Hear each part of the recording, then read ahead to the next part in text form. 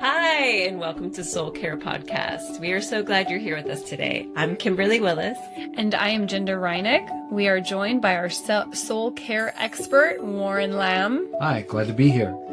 We are here to talk about soul care, what it means, what it looks like, and the hope it can offer. Our desire with this podcast is to offer hope for battling some of the greatest struggles we face as humans, and to do so with love, kindness, grace, and prayer. So grab a cup of coffee, sit back, and join us for this journey into the world of biblical soul care. Let's get started. Okay. Well, today we are delighted to welcome two guests to the Soul Care Podcast. These two ladies are involved in a ministry that is unique in and of itself, yet especially so in the world of biblical counseling and soul care. Tanya Flores and Tricia Lewis are co-founders of Reproductive Loss Network, a ministry that helps equip churches and caregivers to provide a biblical response and care for those impacted by reproductive loss. Let me first introduce Tanya Flores. Tanya is a certified counselor with ACBC and serves as the Director of Reproductive Grief, Care, and Education at a Sacramento area medical pregnancy clinic. Leading a team of reproductive grief care advocates, she supports individuals coping with abortion and other reproductive-related losses. At her local church, Tanya also counsels using biblical principles. Co-founding the Reproductive Loss Network stems from her extensive training and advocacy experience, aiming to raise awareness and provide care for reproductive grief in churches and communities. Passionate about building partnerships and sharing her expertise, Tanya loves to travel. Her belief that everyone can offer support to those in need drives her to encourage others to share their stories and witness God's redemptive power in all circumstances. We are also delighted to welcome Tricia Lewis to the Soul Care Podcast today. Tricia is a grief care educator and is co-founder of the Reproductive Loss Network, known for her national and international work. She previously served as an executive director at a Northern California pregnancy clinic for several years. Now she focuses on providing grief education to individuals and groups, particularly within pregnancy help organizations. With an MA in Human Services, specializing in trauma and crisis, along with a PhD in psychology and counseling, Tricia is well equipped to offer support. Although based in Nashville, Tricia enjoys forming lasting connections with people regardless of their location. Her passion lies in educating, empowering, and inspiring others to engage with their communities in meaningful and compassionate ways. So join us in welcoming Tanya Flores and Tricia Lewis to the Soul Care Podcast. Welcome, ladies. Thank you. Thank you very much. It's a privilege. Thank you. Yes. It's a privilege for us as well. We appreciate you being here today. Very much. Yes, very much so. So we wanted to start with just some questions, getting to know both of you a little better. And one question in particular is just the phrase reproductive loss. It's not one that we hear commonly. Do you mind helping us understand what is meant by that phrase and its significance? Yeah, not at all. So reproductive loss essentially is a term that encompasses a wide range of experiences related to a person's reproductive health and decisions. Essentially, reproductive loss is any experience of grief in a person's life related to their ability to have children, the outcomes of a pregnancy, or the creation or care of their family. So it's pretty broad. And it includes everything from miscarriage, stillbirth, perinatal and infant death, loss of normal reproductive experiences, like infertility or assisted reproduction, and even abortion. And we do like to say that although we are completely aware that abortion happens quite differently than all the other types of losses, we've learned that grief is very similar. It's experienced quite similarly. And so we talk about all of reproductive loss in that way, especially in relating to a whole person's story. A person might have an abortion in their past and then subsequent miscarriages and then be infertile. And so we want to be not just talking about one aspect of their story, but their whole story. So it's a pretty broad term. It's wonderful. And that term, reproductive loss, does feel like it's not heard a lot, but loss from a reproductive standpoint is heard often. That's really common in mother groups. And I hear other moms talk about, oh, how many miscarriages have you had? It's not whether or not you've had any, it's how many have you had. So it seems like there's a huge need. And no wonder it's so broad, because there's so many different types of losses that one can experience. Yes. And we were finding that while it is talked about in some circles, oftentimes it's not talked about, from a faith perspective, a biblical perspective. And then on top of that, because of that, a lot of the help, even within churches or Christian communities, it's dealt with, if you will, from a secular point of view, where grief is taken from more of those, stages or whatever it is. But we like to bring it back to the Bible, because we believe that's where ultimate healing and comfort lie. And we were just finding that there was that it was a gap of understanding, and then the tools to equip the biblical helper, serve better the people that come to see them and need their help. Were those some of the driving factors that inspired you to find and co-find this ministry? Definitely. And I don't want to I'll tell you just mine, and then I'll let Tanya talk, because she's got a beautiful story too. But I'm famously known for being the person who said all the wrong things.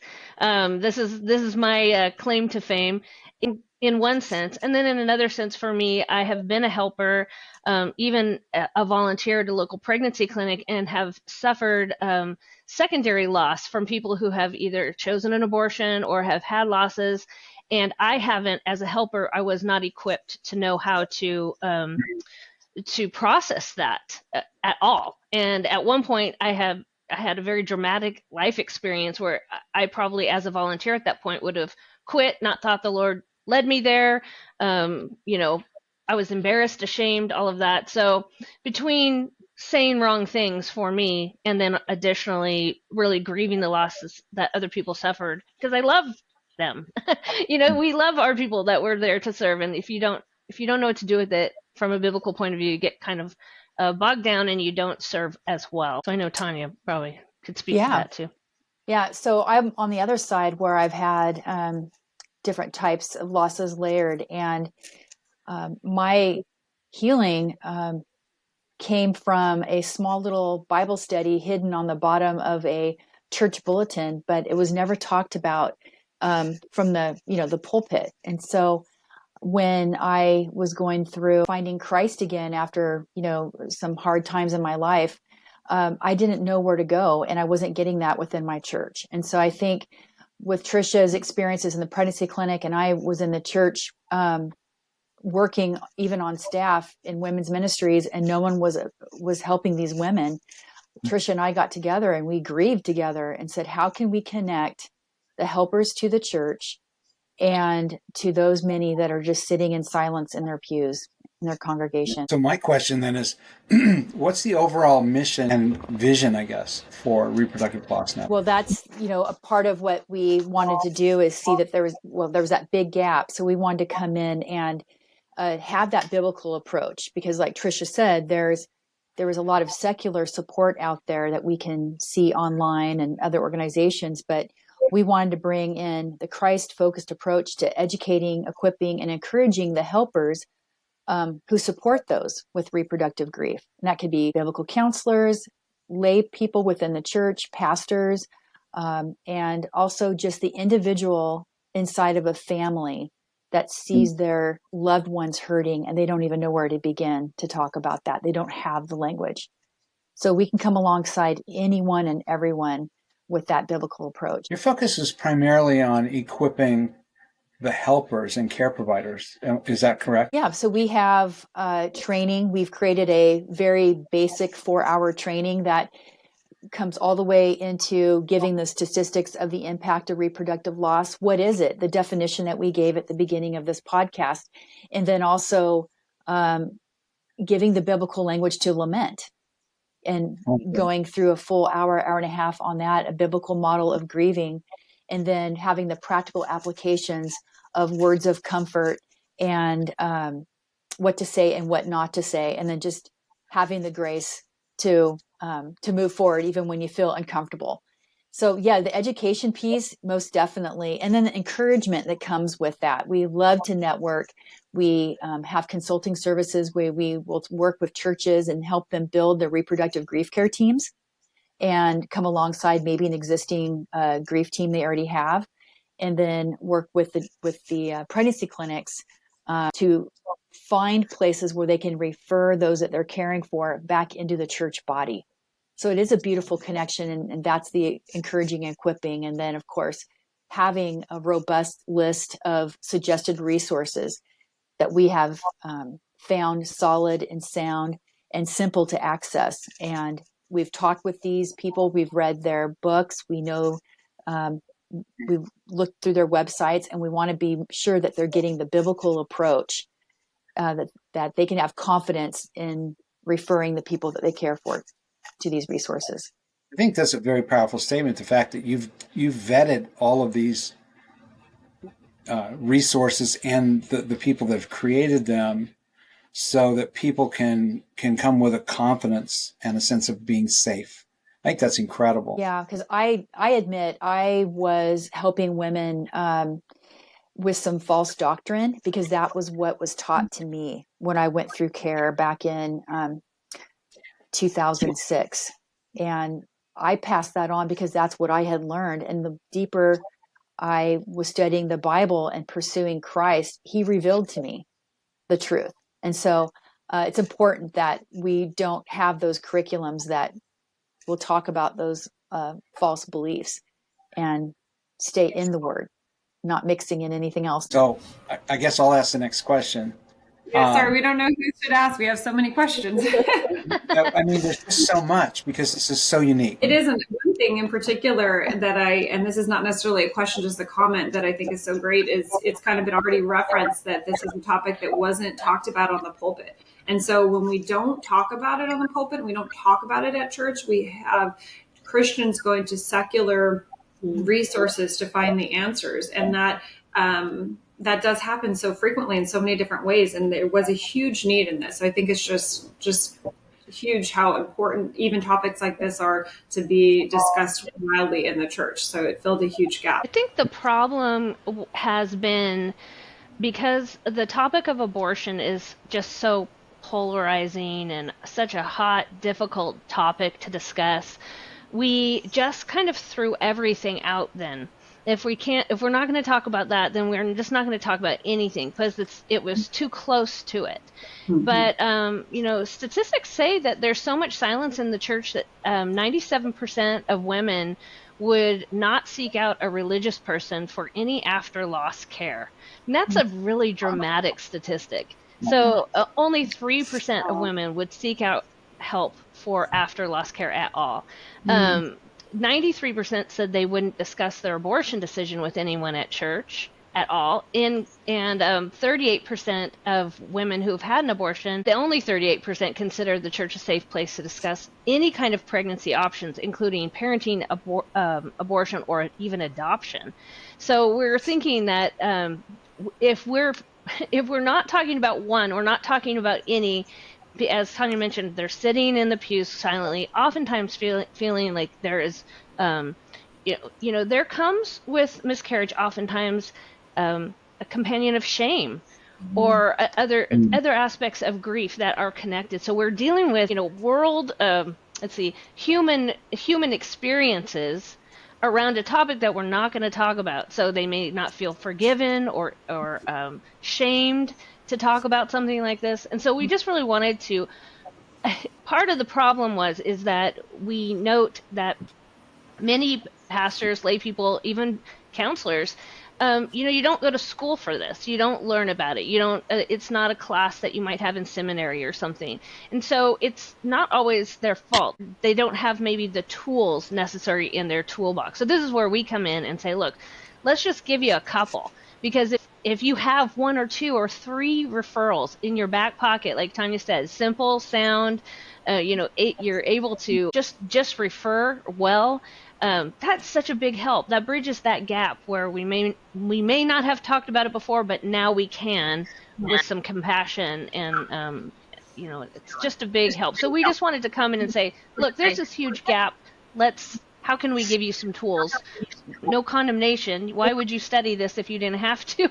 But now you know it's a problem, and so let's work together to walk through healing with people. Great. It's great. I kind of love you're equipping the tools, but you're also giving permission, right? When someone just states out loud, there's this need, especially for women, there's like a certain kind of relief, right? Oh, wow, the church can offer this. And I'm just curious what type of challenges you guys have faced personally as a result of your work with providing care for the families that do experience reproductive loss and starting this up and acknowledging a need for it. Yeah, I think some of the issues that we've seen is just not having the language of lament. Like Tricia said, where would you learn that until you are in your suffering? Yeah. And being able to encourage counselors and pastors to be confident to use the Psalms, be comfortable allowing their counselee or their church member to just have that time to grieve. Yes, there's sin and suffering, and we look for that, but they're battling their childhood story that they so closely held to God's plan. And just like any counseling case, you're helping them surrender to God. And so we see a lot of the issues with idolatry, identity. It's very similar to other cases with counselees, but just having that reproductive loss language helps connect with them on a deeper level. And also the issue is they don't know how to talk to their families about it because family members are grieving as well. Men grieve deeply and differently. And just educating the church and counselors and family members, even women who come in, that your husband's grieving as well. And I can't read his mind, but giving some ideas that he might be quiet about it because he doesn't want to upset you. And she says, you're right. He doesn't say anything. And then Tricia and I've talked to many men over the years, and we find out they're grieving in their cars before they come into the home because they don't want to bring that burden to their wife.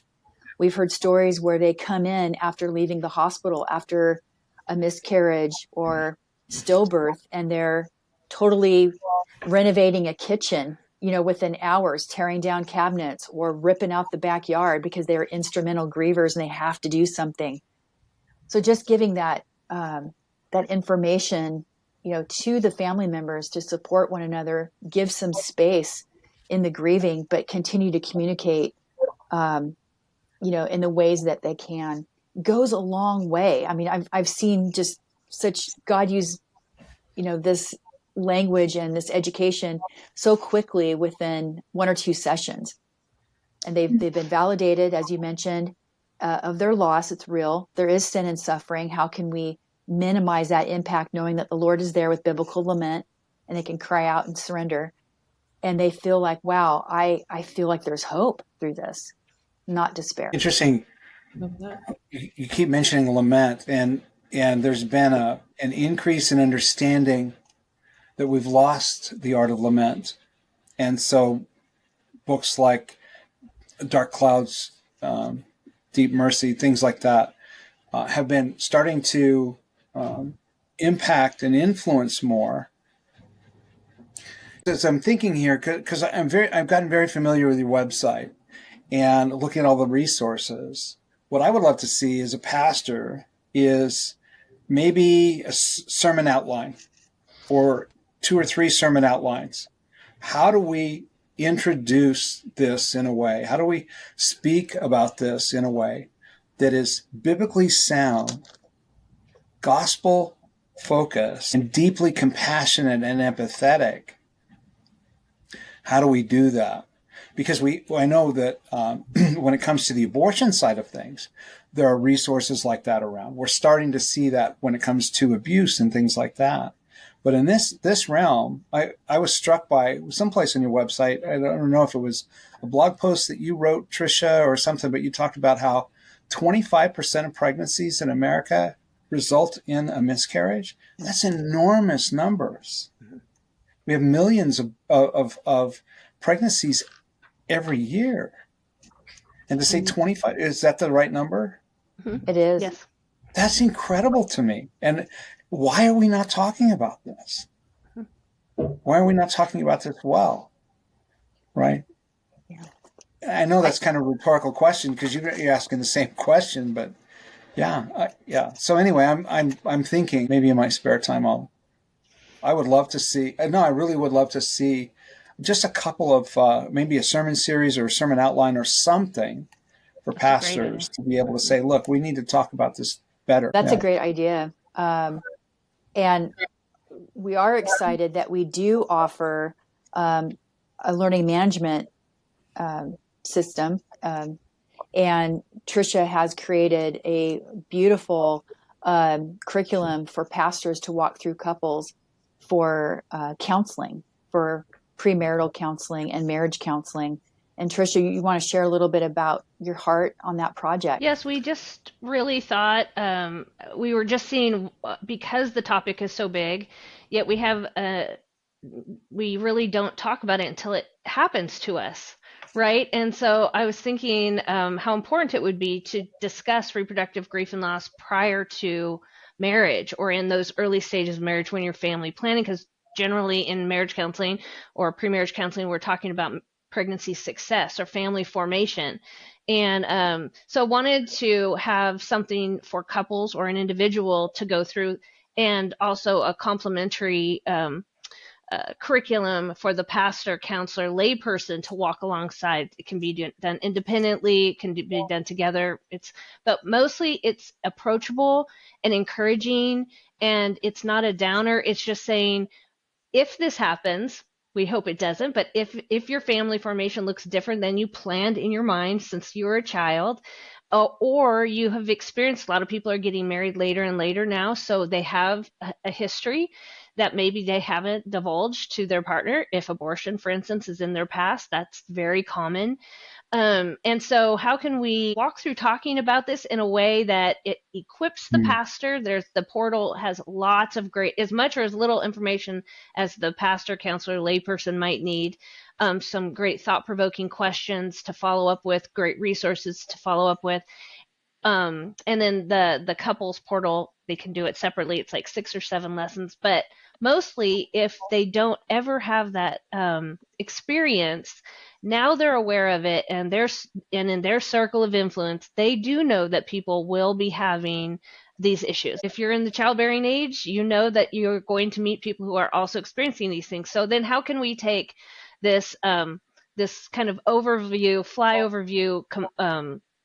curriculum and say, we hope you don't have it, we're glad you don't, and how can then I minister to that person standing next to me, that mommy at karate, or in the pickup line, who's just really struggling and comes to pick up with her pajamas on and no makeup, and she's got tears under her eyes because she just recently had a miscarriage. Like, how can we then reach out with compassion and a little bit of information to make us that much better at caring for others? So we want to put a link for that in the show notes. Yeah. Tricia, you talked about at the beginning how you would say all the wrong things.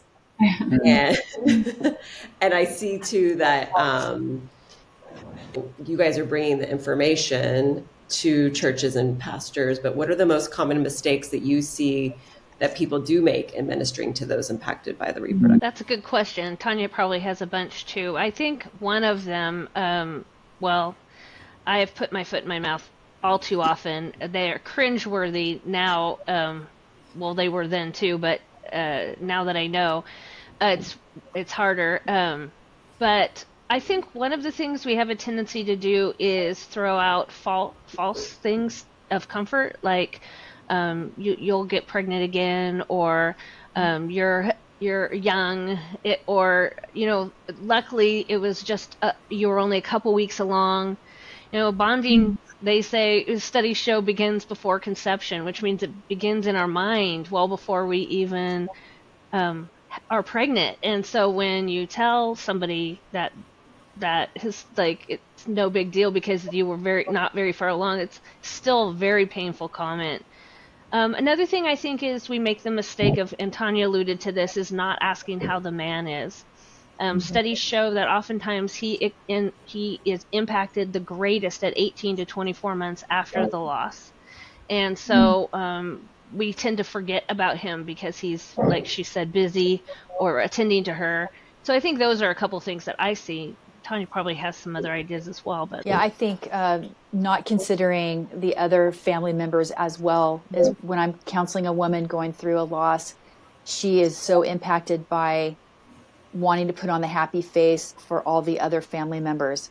So if I can have an opportunity to talk with the mother and the mother-in-law or the sisters, and they might be coming at her suggesting, read this book and you need to do this, but to help them grieve individually and take the pressure off of her, I think that's really important too.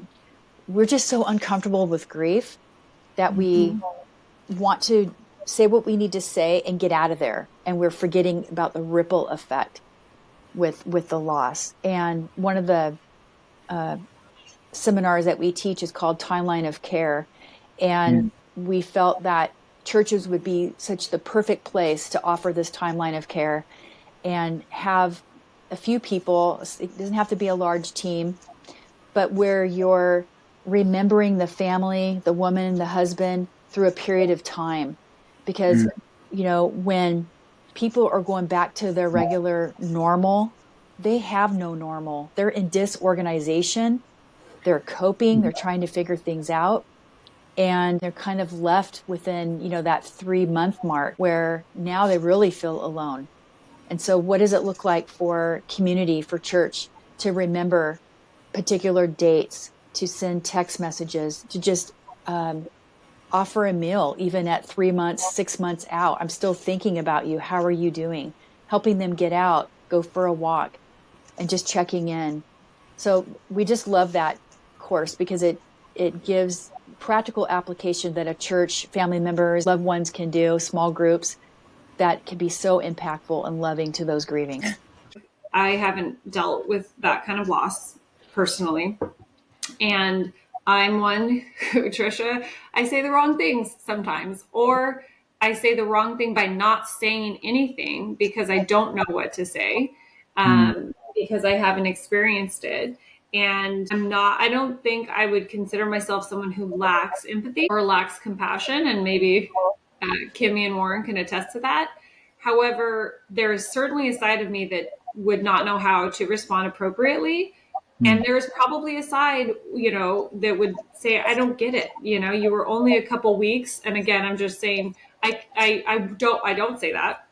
But I certainly can empathize also with the person who puts their foot in their mouth, because you don't understand, and you're coming from a place of not knowing how to be there for them, or understanding how that loss can be quite as significant. Even, what you just said, you read or had a statistic of how that bonding can happen so quickly before you're even pregnant. And I could see that because I see how the desire to have a child is so strong for some women, and that it becomes this sense of identity to be a mother, and that's the role of a wife as well. So this is, I'll just, just being honest with kind of what my thoughts are on this, but this is already opening my eyes to the context of being careful of what we say, right? And the response being so important, because it can be the platitudes can just be detrimental. So it is already opening my eyes. So I'll just spend some more time on your website, because my MOPS group in particular, the loss is pretty rampant. And I have learned to just be sorrowful with them. Not, I don't say much because I don't know what to say. And the last thing I want is to say the wrong thing. But there is certainly a lack of understanding, and it's not because there's a lack of desire to be there, but just unclear of how to navigate that, especially if you haven't experienced it on your own. It's very fascinating conversation already.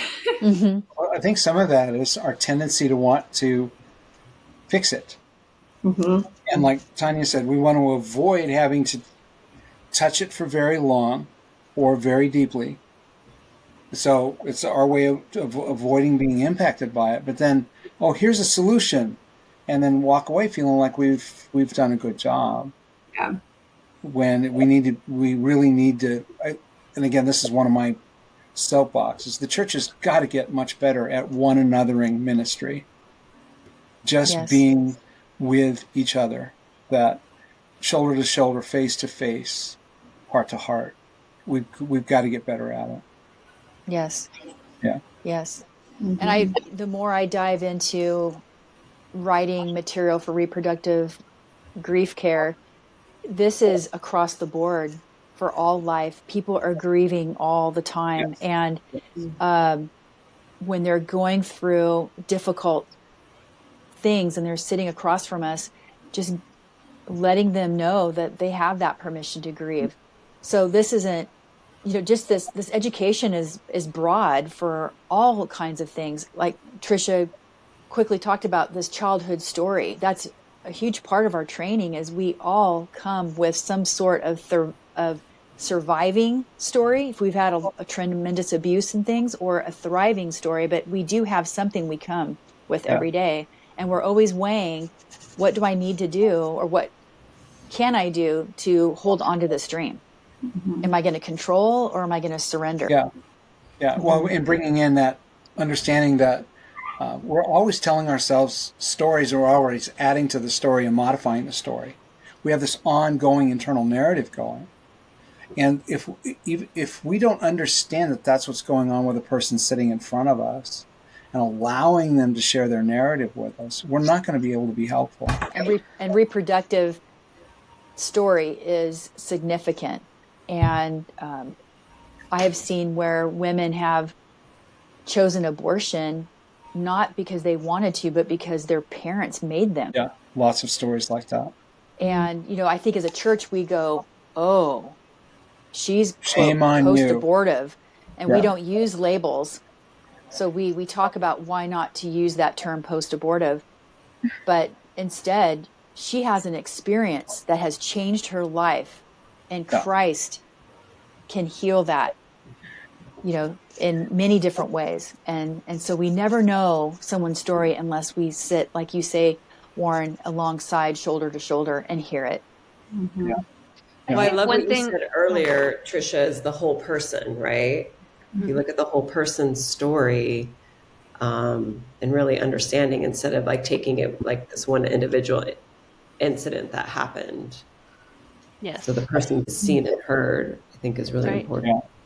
And also, I think what in regards to even lament, what we've been talking about, that how we haven't really talked about grief much in the church as well. And so one of the things I've had to do is show myself some grace in this area, because grief is often, looks like a roller coaster, or, it's like up and down and sideways and backwards. Sometimes you feel like you're going up, and sometimes you're falling forward.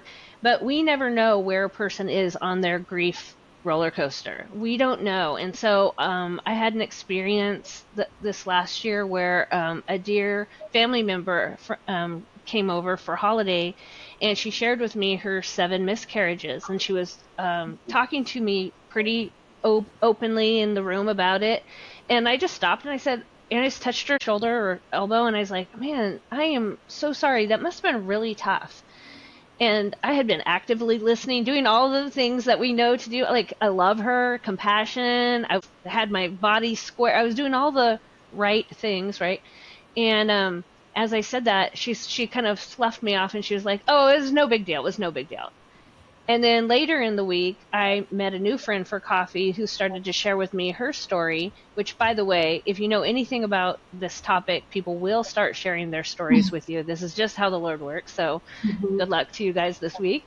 But she started sharing me her story about her stillbirth. And I said pretty much the exact same thing. I was listening. I was loving her. And I said, oh, God, that must have been so hard. I can't imagine. She goes, oh, it was, but the church was remarkable. Would you like to see a picture of him?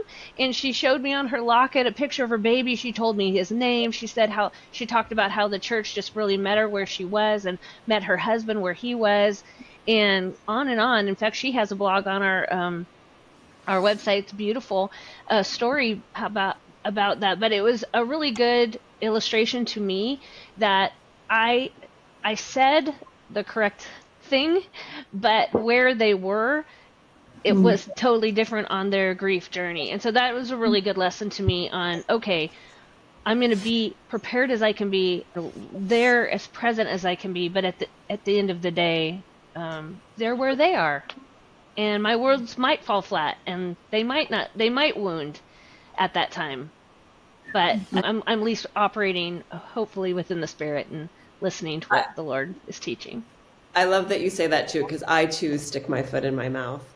And I just think in general with grief, it's hard to know what to say and to be there. And I too had an experience where a woman told me this last week about a lot of losses she's had around pregnancies, and same thing, they're listening, validating, going, wow, that's so hard. And then they got very tough and then shut down. No, I'm fine. Anyways, onward.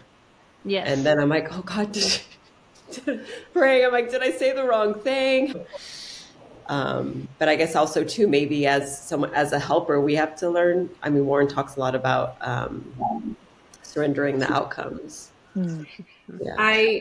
We have a lot in common, ladies, because I tend to also misspeak, and it's been getting better, but predominantly because I've been really saturated on Psalms 139, 23 through 24. And I think that is the part that allows us to have grace, because when we gut check against asking God to really search your heart and know your intent, and our intent is not to hurt, and our intent is to help. But to your point, Tricia, I don't know where this person is. I don't know if I'm going to be the vessel that is going to help them or not. And my heart is there, but if my words don't, then I have to surrender that. So yes, and I got to tell you, from where I sit, the question that always comes to my mind is, so where are things for you now?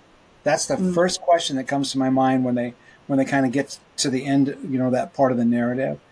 I'm curious, where are things now? Well, you're talking about the lack of conversation, again, about grief. That's why we have an entire module, crisis, loss, and trauma counseling. We talk about grief in the very first session. And we talk about the fact that grief is God's gift to us to walk through the aftermath of what we were never supposed to experience, and that's loss. We were never created to experience loss. And loss through death is the biggest invasion of God's created order that we could ever experience. But even with reproductive loss, think about it. What's God's first command? Be fruitful and multiply, populate the earth and fill it. It's built into us to want to procreate. That's how the rest of God's creation continues. So it's built into us to have that desire. We do it not just in families, we do it in the work that we do, or we do that in projects that we engage in. It's about that procreating. It's about that adding to what is there. Yeah, and you can imagine, because it does have that in the Bible, to go forth, be fruitful, multiply, that men and women feel less than. Tricia was talking a lot about shame. I'm less of a woman or a man to have a fertility issue, or my body, I can't even control my body is failing me. And then they disassociate with, lack of better words, but they separate themselves the way that God made them. And so it goes on. And to be able to meet them in that place and let them know, yes, you can grieve. And this is how we can do it together. So how do you tie in then in when you're training and equipping and all of that? This, again, the trainer part of me comes in. There are 4 stories in the Bible that come to mind right away about couples, not just women, but couples who experienced infertility and the battle that they faced. Well, 5 or 6 now, as I'm talking about it. How does that tie into the kind of training and everything that you provide? Well, of course, yes, looking at the Word and also understanding our heart. Our heart is deceitful above all things. And when we feel less than and we listen to that counterfeit counselor telling us that we're a failure of sorts, and maybe I should just get a divorce or just check out and shut down, all of these things. When we look at the ways in the Bible where people try to control the situation, I think, that's that Y diagram that many of us counselors use, is that the easy decision gets harder when you choose the wrong way. But, choosing Christ and surrender seems hard in the beginning, but it is the way of freedom. And so you can use these biblical stories to show how what we do in these moment-to-moment decisions in our marriages and our relationships with others, it accumulates. And we want to walk in the freedom of who God is, and He controls the future. He holds the future. And there's a hope in that surrendering. So I think with, you can look at the Bible and show them ways that it got harder for people and trying to run from God instead of to God. We have so many cases, an enormously increasing number of cases where infertility is at work, especially with younger couples. And I cannot help but think about Abram and Sarah every time somebody talks about IVF or UII or whatever approach it is. I can't help but think about that story. And it breaks my heart for them, because it's like, if facing that reproductive loss of infertility, nobody's really talking to them about, okay, if you take this path, there are other losses that you're going to experience in the process of this.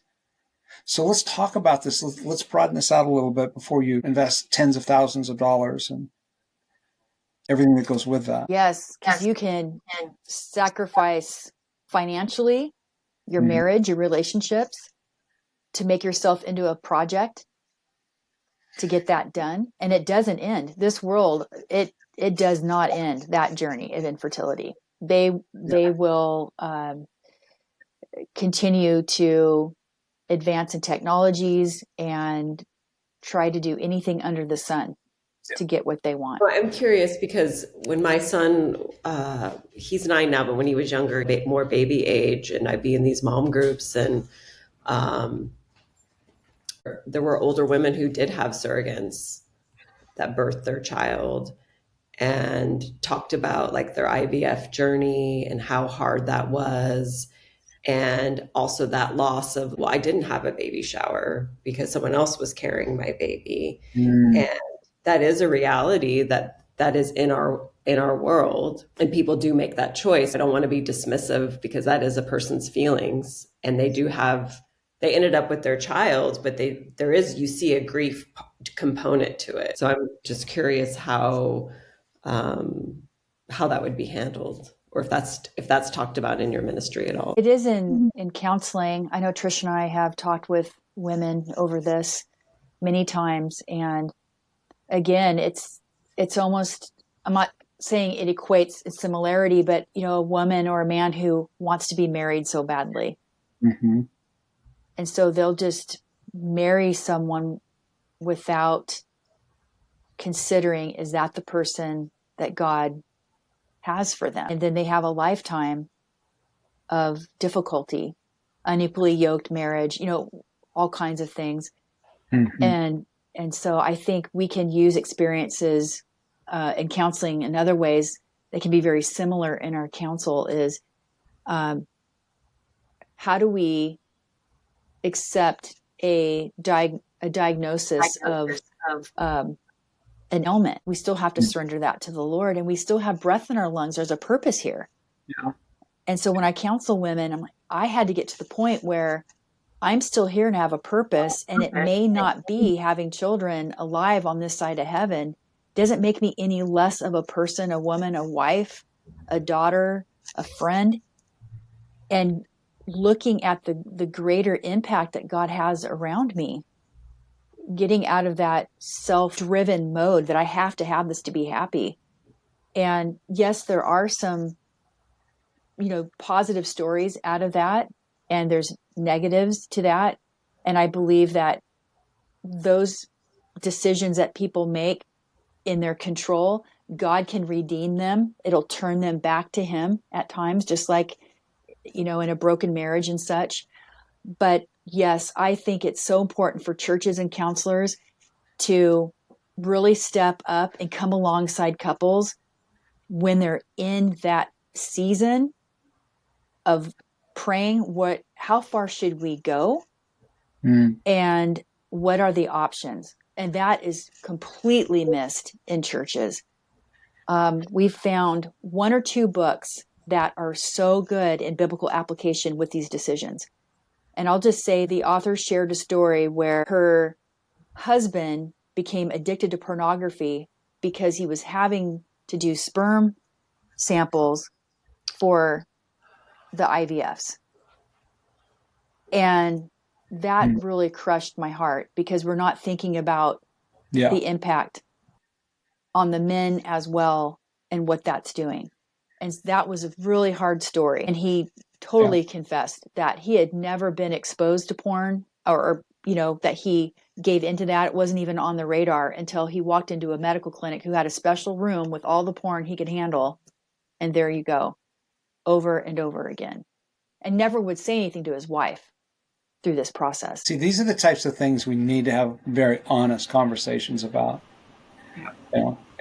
From the pulpit, Sunday school classes really do need to be able to have these kind of conversations. So. I mean, the statistics that you've been sharing about the amount of miscarriages and stillbirths that are experienced, let alone in sheer numbers, show how large of an issue this really is, and that it's really being missed. And again, not to belabor this point, but when we don't talk about it in the church, we're trying to go elsewhere for it, and it's not the healing that they ultimately need. Not to completely shift gears, but I'm just curious, we're talking a lot about really tough stories, and stories that you wouldn't even stories of loss or struggle that you don't think are directly equated with reproductive loss, just like the one you just shared about the husband and his porn addiction.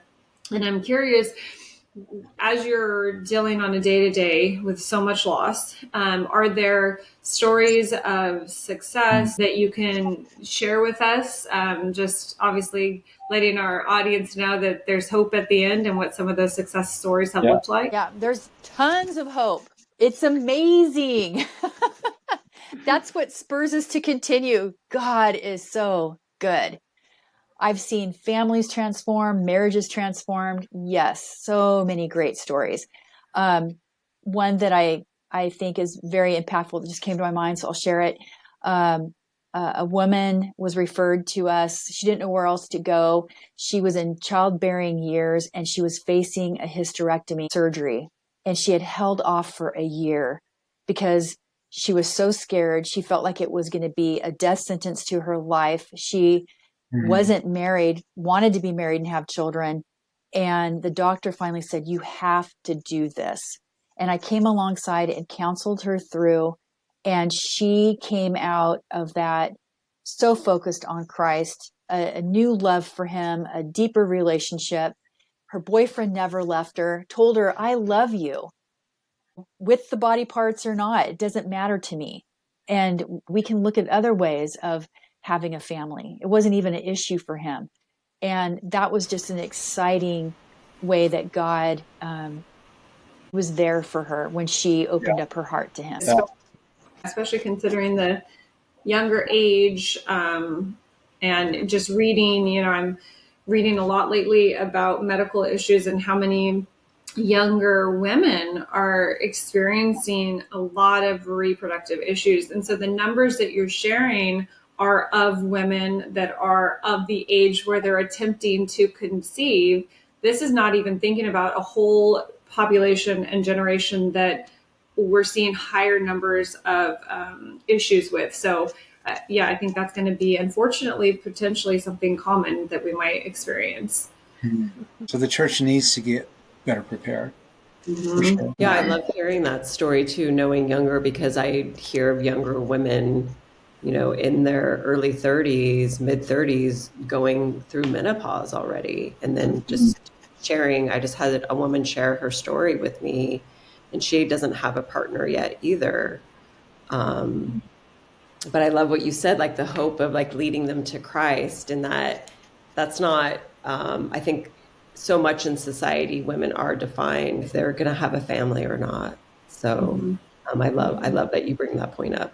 It's really beautiful. I also think it's a great success for this work when someone we've trained or then actually turns around and, for instance, my youngest son, he's completely aware of what I do, but is interested. He talks about it with me. He's engaged in it.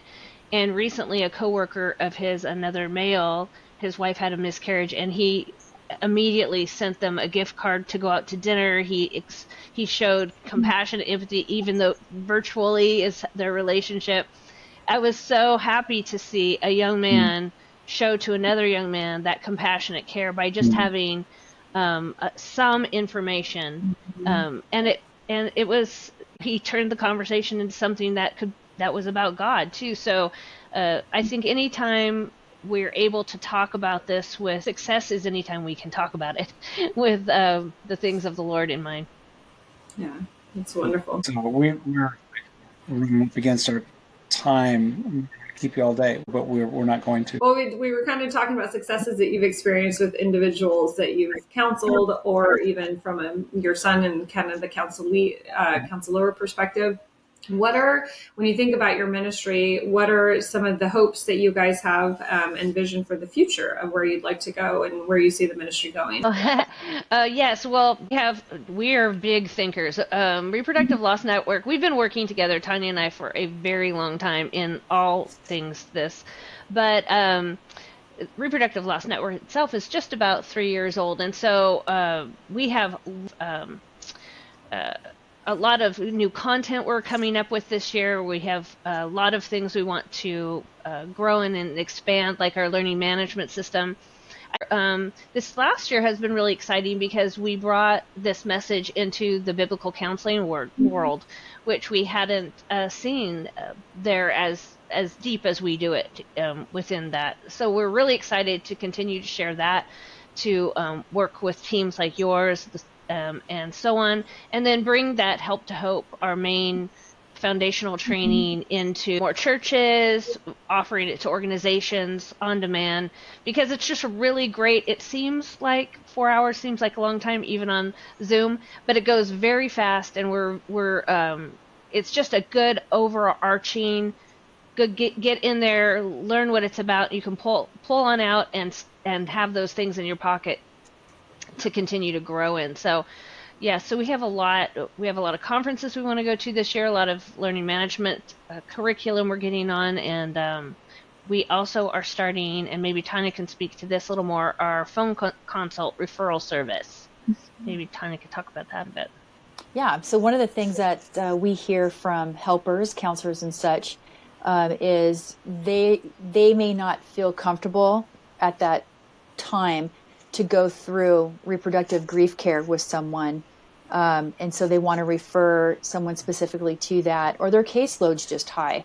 And so they can set up a phone consult with us, and we can talk with them, see what the best need is for them and refer them. Or else somebody may just know about us from a family member, and the person who needs support is going to directly contact us, and we can help them get that help that they need.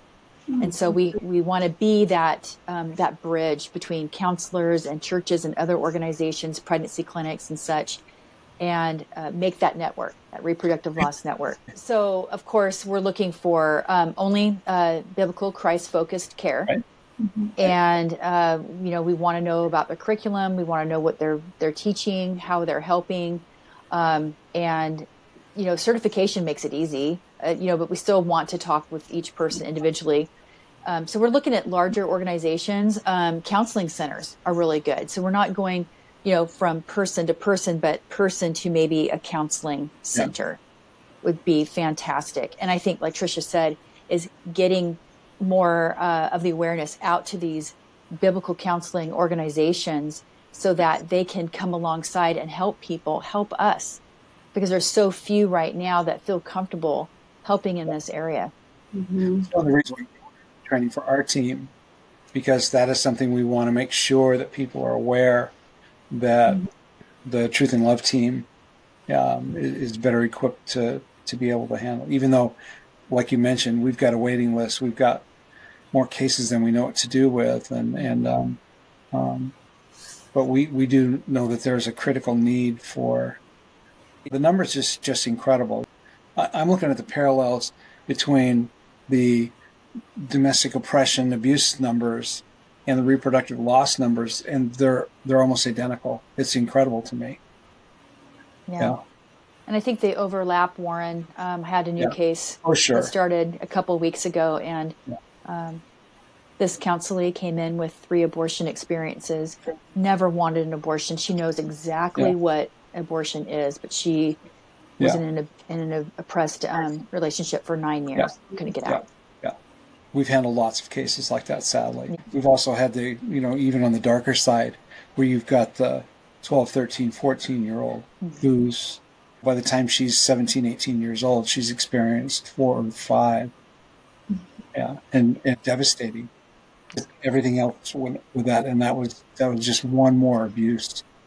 So what are some of the tips recommendations you have for self-care, for the care providers that walk alongside people coping with or facing reproductive loss? Well, for me, my strongest recommendation is, I think the word self-care, like anything else in the world, can go sideways on that. But I really, really recommend people implementing Sabbath rest. From that point of view, if we're really focusing in on Sabbath rest and taking that seriously, knowing something about it too, and how we can best bring that into our routine of our life, I have found that has been the best for me, because I literally think about things completely differently on Sabbath than I do the rest of the week. It's taken me time to practice, but for me that's something I would recommend first and most strongly, is practicing that Sabbath rest. What do you do? What do you focus on? What do you find helpful? Well, the spiritual disciplines are so important, because if I'm coming into a session without spending time with the Lord for myself, I'm going to be giving crumbs, right? Sure. So I think just staying very close to the Lord in my spiritual disciplines, but I have to grieve a lot myself. Yes. I grieve for the ones that that God puts into my care, and that's okay. And there's, between the time I get in my car after leaving the clinic and going home, I listen to nothing. I pray the whole time, and there's a lot of tears. And I thank him that he has the answers, and I offer it back to him. We can't be everything to everyone. And I'm with Tricia. I have a full day where it's a beautiful Sabbath. I don't counsel. If my counselees come to my mind, or the clients, patients that we have, I pray for them, and I thank God that he is in their life right there in the moment. And that's so important, is just knowing who God is and who I am as his instrument. And we are needing to address this more and more, because especially we work a lot with pregnancy clinics and pregnancy centers, and they're seeing a lot of things now. Just briefly, there's if you're not familiar with the abortion pill, it's a 2-pill process, but there's also, which is awful, because at the end of the day, they end up terminating their baby at home. And so there's a lot of emotional complications that are alongside that. And sometimes babies are being born alive, or however, not to get gruesome about it. But I'm saying this because these women who are having these experiences are walking into pregnancy clinics and centers, coming just directly out of that circumstance, like from their door, from their bedroom, their bathroom to a front door. And oftentimes these are volunteers. You've got a receptionist, people that haven't put in all of the work that you guys have done to counsel deeply. We're just people, and we're seeing more and more of these kind of situations coming to the surface. And in our culture, we're seeing lots of this. So I think what Tanya is talking about in regards to grieving, that is a really big aspect, like learning, talking about. I know I'm in Ecclesiastes right now, and of course, he says it's better to go to a house of mourning than a house of feasting. I do think that when we're not surprised, like Warren, you were talking about how we were never meant to grieve. I think the hardest part is when we are anticipate something else. And so having that knowledge that we live in a fallen, sinful world and we have to do that grieving, I think is a really big aspect of this. Yeah, and there are waves of losses, because you've got the gal who miscarried at 7 weeks, right?